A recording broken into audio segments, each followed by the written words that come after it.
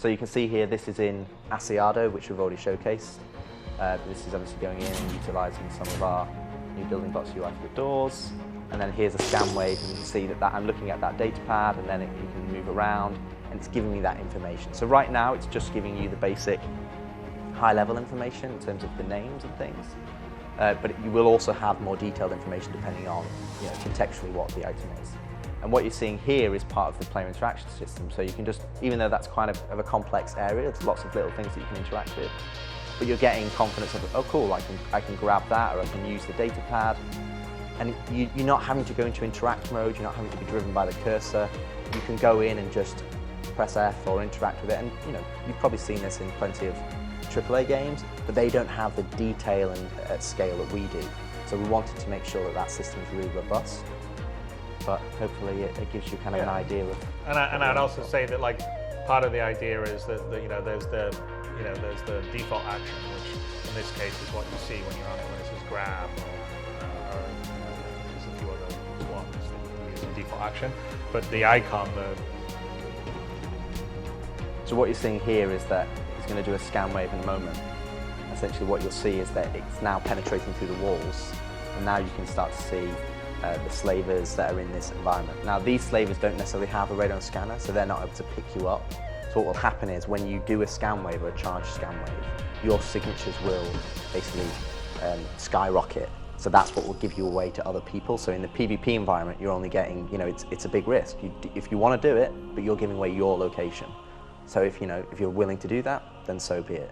But in a more of a PvE environment, what we're going to do is we're going to have tailored. Some enemies will have radar and scanner. Ladders. So obviously this, as you can see, this is final art.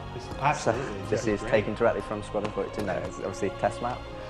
But you can see here that, as Chris said, the level of inertia is still block out phase, but you can see that we're actually starting to get that you can grab on, you can go straight into a mantle or a vault, you can go straight into the pull-ups. And the thing is that what you're seeing here is, while this is just an test map, a lot of these are providing design ethos to then feed into the PU. So if we've got derelicts and we've got environments that we want the player to go and do missions in, we don't just necessarily just rely on you've only got jump. You only can do vault and mantle. Right there, we did a jump onto halfway onto a ladder, and here we're looking around to the left, to the right. And you can jump off the ladder at any point. You can slide down it. You can do all sorts of things. We've got a bit of a sneak peek at the end. Yeah, so we're playing the true boss. And we jump across to get on the ladder there. And again, these are all the block out animations. I wonder what that is. Someone accidentally put that in there. Yeah. Anyway. But the other thing as well. Back to what we're looking at here. Well, and as Chris says, in terms of the EVA, this is what you're seeing here is that you'll probably see some of it in the third person. The thrusters are not firing because it's the old VFX, but it's also the old VFX code. So we haven't part of the proper. This is a current PU suit versus what we'll have as a new one with a proper pack that has the thrusters in the right position, and when you go forward, the thrusters go in the back. So what you're actually seeing here is you've actually connected to this surface. So now it's almost like you're in a prone situation, but this is going to be what more our new prone will be. Again, you've got full 360 degrees. You can just move your mouse and look all the way behind you or all the way in front. And right now we're moving along here, not because we're thrusting, because we're using our hands to move ourselves along, and we're looking around as we're doing that. If we went out to the third person here, you would sort of see us moving our hands around. I think we'll see it a little later on. There we go, here we go. So we're just sort of pulling ourselves along. And if we wanted to at this point, we could stop and we could push off against it, and then we would just go floating out into space. So that's the sort of idea of what we call push-pull. And so what you're seeing here, he just pushed himself off. So what you're seeing here, that's actually kind of, you're just floating alongside the actual this fin of this Asiado station, and this is actually keeping you in this orbit. And then if you did, and that's just, you just push forward and go, where you can actually jump off into space. But then this becomes one of the, if you look at physical traversal where you've got jumping and mantling and vaulting, this is where we have 0G push-pull, we have the tractor beam that kind of pulls you around an EVA, and then we have your EVA pack, which is limited by your resource of EVA fuel. So this allows you to kind of manipulate and go in EVA, and allows us as developers to build EVA traversal spaces, both wide-ranging and both small scale. So yeah, here's I mean, we were before in first person looking around, but here's us cutting out to third person to actually show you what your character and body is doing. And so there's a lot of, I mean, and these are still block-out animations actually, but so there'll be a lot more like nuance or fidelity to it. But yeah, you have a lot more control, you know, directional sense, ability to look around, ability to stop yourself. So I think, you know, in this one we're going to come up close to the glass above it, yes. And you're actually going to see us, like if you fly into something, you sort of arrest yourself, again, block out animation, but you're going to, as we get down close to it, I think we're going to come down, you'll see as our character comes down here, our player comes down here, yep, put our hands out to brace ourselves, to stop ourselves on the glass here. So all of that's like systemic, that's not marked up or anything, it's all ray casting, seeing of things, you brace yourself when you come up against, hold on, arrest your thing, you can push off against things. So we've spent a fair amount of time and engineering on all this, but it's not just for Squadron, it's going to be, you know, it's obviously useful in some of the environments of Squadron. This is one of them, obviously the acid animation. We came to look down on the slavers that you saw in the earlier scan, but yeah, the use of this in the, you know, the PU is going to be massive. And also the big thing that Chris said there is it's systemic. There's no markup. If video, see the video. Say the video there, and we've hyped this up now. Hover trial is the most amazing thing in the world. Yeah. Here we go. So you can see here, this is actually a slaver pod. So it closes down. It's on the floor. We're going to activate it. Lever takes up now. Grab lever's on. You get hold of it. Down. And by the way, the new interaction system's not working in this demo here. It's a separate build. But we're, you know, as you can see, it's getting pushed over bulkheads. But this is essentially a really big improvement for us, because we want physical cargo, and we want physical cargo to be a big deal in the PU, that you have to move that cargo, you have to make decisions on how long it's going to take to load it up, not just buy it from a kiosk and it'll appear in your ship. So this gives us the ability to do that, and like Chris says, move much larger things than what you'd normally be able to push as a human being. Yeah, I mean, this happens to be just a slaver pod, but you know, obviously you'd be pushing it, you know, as long as it's grab lever equipped and has the sort of hover device, then you know, like I said, you could have large shipping containers and stuff like that. And this is all underpinned by our grav leg technology, so the same, you know, as a Dragonfly, or eventually you'll hopefully be able to move much larger ships if you need to rearrange them, or you know, when you're moving things around on your homestead or whatever we do eventually. And we've actually had this working on a planet, so you can just push this over planet terrain. You don't let go, you stay stable, because it doesn't actually undulate unless there's something actually physically touching it. So it allows it to be much more stable. And what we want to do for your cargo loading is that we'll use a system similar to the cargo grid, but you'll be able to snap things on top of it. So if you have a flat platform, you'll be able to snap cargo boxes onto it so they won't fall off, and you're able to, you know, reliably move them without frustration. And again, you can see some of our design ethos coming through is that we're trying to remove the barrier to entry, we're trying to remove the control mechanism, the things that frustrate you as you play the game, and kind of make that a lot simpler. I see this in all the thing about the Spock and the photon torpedo tube. That's true. That we have. So we can see it one more time here. So just to call out, that's going to be the old HUD. Yeah, that is the old HUD. That's too busy. Right. That's the next old HUD. Yeah. Earlier we were showing the old HUD. So we've done a scan here. That's also the old point of interest, because the point of interest will be just points. Yeah. But basically, we've done a scan. We've got some points of interest that are you know, multiple 10Ks away. And you can see the distance there. It says 13,000 kilometers on the right-hand side. So this is obviously just placeholder UI for the quantum boost. But again, you can just boost over there. And it obviously has this interactive gameplay, which obviously went into... Yeah, and this, by the way, that's all programmer work in progress from Yogi on the quantum boost mechanism, because you're just going to have to stay in the zone to keep and boost, otherwise you'll fall out of boost. but we've gone over to the planet here. So what it's allowing you to do is sort of have that mid-level traversal and investigate things with how as you're moving around. But if we run it, you'll see kind of what the tech is. So first, this is in the editor, but it's essentially what it does is it's taking our existing layouts, levels, ships, so we don't have to build this custom, but it's a way of applying certain shaders and marking up certain objects to be displayed, like the floor gets displayed but the walls don't. So we can just take the existing geometry you already have streamed in that you're walking around already, and then use it to be rendered for our minimap. So this is essentially in the engine using the Idris ship itself and the various parts of its interior to create the minimap without any special. This doesn't have any specific custom like UI art for it, other than some of the like level things that say, ground level or whatever. It's one of the advantages of having high detailed ships. Yeah. Because the environment's already in a good state to show straight out of the gate. And so the idea of this being systemic is that when it's the feature and it's ready to go, ready for prime time, we can just apply it to space station. Yeah, because a lot of traditional game development, you have to make custom minimaps. Yeah. So you look at an environment and you go, we have to make a custom environment minimap. So if we want to support lots, tens, hundreds and thousands of locations. Yeah, especially for the PU. And absolutely, for the PU, it's just not viable. So we wanted to come up with a solution that we can use with minimal effort on the side of content creation, but gives us all the information that we want.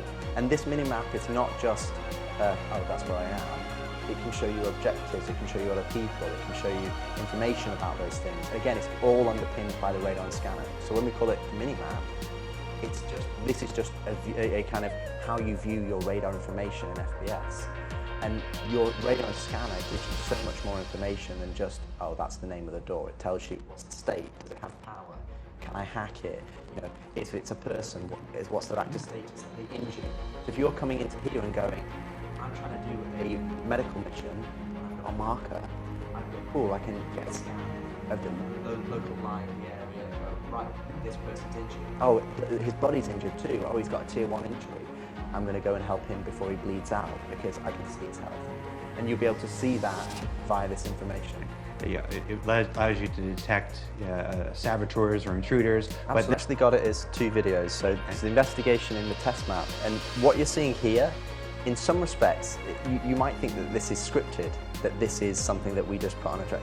This is purely systemic. So if we captured this 20 different times, it would be 20. It would play out 20 different ways. So those individual there is going away to hide behind that orangey boxy, whatever we want to call that color. So that's the player. Essentially. This is essentially a standard for the player. The other 2 AI are searching for him at the moment. The white spheres you see are basically hiding a cover spots. And so as AI, this is a sort of debug mode, as the AI goes around and they search, the spheres go away, indicating that, okay, they've checked that place, so no one's actually there hiding out in cover. So, and they're both kind of working together. So their logic is they need to clear these rooms first, and then once the rooms are cleared, they can sort of go on. So they share this information. So as they're clearing the cover points, and the cover points are basically all the nooks and crannies in the room, they're clearing the cover points and they're sharing together. So you'd see here that they're going, okay, this guy's coming in and go, okay, there's an open vent. Again, this is systemic. He's just coming to investigate this vent, but he's not cleared this entire room yet, so he's not going to progress. And he's just going to go and check the rest of the room alongside his buddy. And once they've then cleared it, they'll then progress. But again, here would be, you'd hear them talking to each other. I've not found him yet. Where is he? And again, we've got vents in here. Yeah, he's checking another vent there. Yeah, so we also have other usables. So it might be, there's something you can hide in, or they're going through systemically, checking the usables, checking the cover points. And you can see there's only a few balls left now. The ones at the bottom right, and then the ones at the back that he's clearing. And then one of these enemies will then go, okay, we've checked everything in here. I'm now going to progress to the next space because that's where, they're not in here. I think we're going to go this way. So you come around, there's only one set of ones left. Check it. Come through here. Cleared those, so now he's coming around here. Fire away! what you're seeing here with the bar, which starts off, is something that we've added for the perception. So they start on view. So here is in Asiado in the decommissioned area. You can see the two AI in the distance catch you. And then this is kind of just a representation of it doing the same thing in a real environment. But obviously we wanted to show you the kind of the thing behind the curtain. What are they actually doing? They're checking cover points, they're checking the usables that are there. And then, you know, in a lot of the cases when we actually captured this video, if we actually failed because they pincered the player and they actually found you before we were able to show you, you know, what was happening. So it's really good to see how this transition from social into combat so that you can actually play through the game. Better check that out. So here he's checking a usable, which we've set up where he's just kind of like looking and checking, okay, is there anything there? Nothing there. And again, he's sharing that information with his buddy. So if you've got 2, 3, 4 AI that are searching, then obviously they're sharing and talking to each other and letting them know that nobody's found you.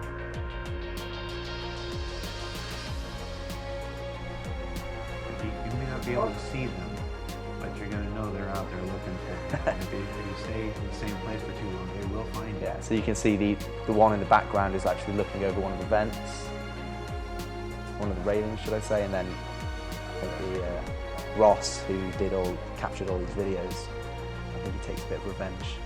And again, not scripted. It's systemic. They understand all the hiding places. This is their station. They understand the hiding places. They understand where to look, and they just go through some. Yeah, so you can drop these enemies in any environment, and they will play out like this. But obviously, the choices that they make at runtime will be different. Wow. And this is where, you know, we have to make sure that the AI that we're working on, even though we're working on it in Squadron, it has to work for the entirety of Star Citizen in all the different environments, in all the different scenarios that you're put in. So again, what you're seeing here is in a test map. We wanted to just kind of show you a bird's eye view. So we've just turned God mode on so you can see it. And you can see the labels here. So we've got the defenders that kind of push to cover points. Then we've got the pusher who's kind of pushing towards you. And then we've got the strafer who is kind of like taking more of a wider angle. Now, there are some similarities between all of the behaviors, but it depends on what happens. So whether they go to cover, you know, a pusher, for example, can still go from cover to cover. A defender can still go to cover. So it's not like you've got these binary choices. It's about weighting the different choices throughout the behavior so that the AI provides something different, but also applies pressure to you as a player so that you're having to react to the AI. You know, right now, our current AI, you basically get the jump on them and you can just take them all out. But in reality, what we want. So this is just a short version where but again, it's the same AI that have been dropped in. And they roll the dice for, they don't always become defenders or always become pushers or strafers. It can be random every time, so the combat experience is different. So you might all be pushers and they might all be defenders, but the way it works is if one of them rolls a defender, then the weight for them to roll another defender is lower. So essentially here you can see here that he's getting tagged a lot just because we want to show you the behaviours themselves rather than, you know, get taken out. So he's being a bit more aggressive than you probably would be able to. That's going to make the eventual speed runs a lot harder because they're not just Goombas that do the same thing every time. You can't memorize the patterns. And the other thing you might have noticed as well is that we're starting to have traversal opportunities for the AI. So they're not always just on the base nav. They can mantle over, you know, in fact, I'm not sure. Crouch, mantle, climb ladders. They can jump over railings and push you, or they can climb up onto things and shoot down on you. They can use ladders, they can do all sorts of stuff. So we're putting a fair amount of work into AI traversal so they sort of understand the environment and how to traverse over it other than just flat ground. And of course, you know, on some of that, I think you saw some of that he didn't get hit right away. Some of the early shots missed and then they hit, and that's kind of what Rich was talking about earlier.